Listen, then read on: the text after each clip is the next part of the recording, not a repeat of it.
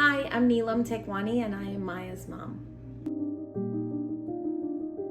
We chose to immigrate for a better opportunity. My parents wanted to give their three children good education and just, a better life. My father was one of 12 siblings. All the siblings were here in New York and New Jersey. They had been asking him to migrate and come here with his family and to start a new life here. He actually came and lived in Queens, which is where I grew up. What was considered a necessity in America was really more of a luxury in India, like simple things like having running water 24/7 or having hot water all day, electricity, as well as infrastructure, the roads that we have here, the shopping outlets such as a grocery store, the enormity of that when we came here in the 80s versus what we've had back home in India. Right now, India has changed significantly, but at that point, it hadn't reached the levels that it has today. So I was driving to work, as I often did. I worked in Midtown Manhattan, and I was listening to music in the car, and the music stopped and the special announcement came on. A plane had hit the World Trade Center, and shortly after, a second plane had hit. As I was driving on the Long Island Expressway towards Manhattan, I could look to my left and I could see the World Trade Center. In a blink of an eye, just like a magic trick, the World Trade Center was standing tall and magnificent. In 1 second, there was a big amount of smoke across the river, and you couldn't see the buildings anymore. And I do remember trying to call one person in particular. He was my best friend at the time. His name was Tim. Tim worked on the 105th floor of the World Trade Center. I could not reach him. I was upset and crying. I remember not hearing from him until evening and being convinced that he had passed away. Luckily, Tim was one of the lucky ones who actually was going to work late that day and had missed his train.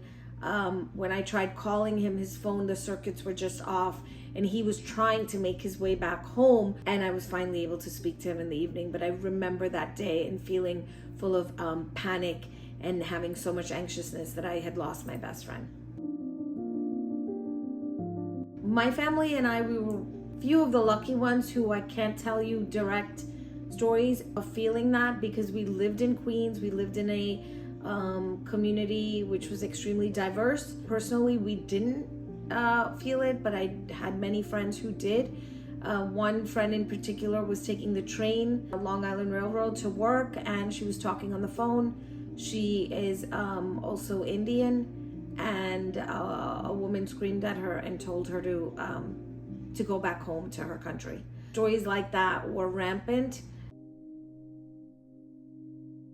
If I had to point out one difference, it's the way travel has changed for everybody, whether it's domestic or international.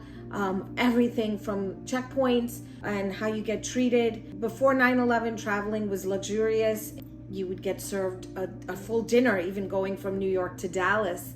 Now, things have changed significantly in terms of what you can carry on, measuring liquids, a heightened alert all around you, you feel. Even the flight attendants have become more of security. There to protect you and to make sure that, the flight goes smooth. And it's just, travel's become very, I think, challenging and tough.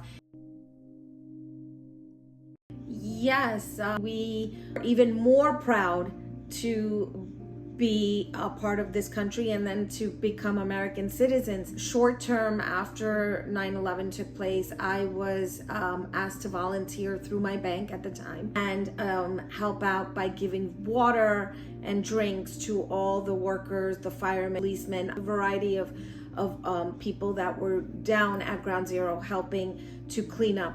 It didn't matter what color you were, what race you were, everybody stood together. And I feel 9/11 still does that for everyone. Every year there's a memorial, whether you're in a small town of Hillsdale or you're in a big city in Dallas, the memorials are everywhere around the country, and everyone comes together in support and in remembrance. And the rebuilding of the World Trade Center into Freedom Tower, and I've visited that several times, is just a tribute to how strong this country is. People can get together and stand for one important belief, and that's the belief of freedom and of unity.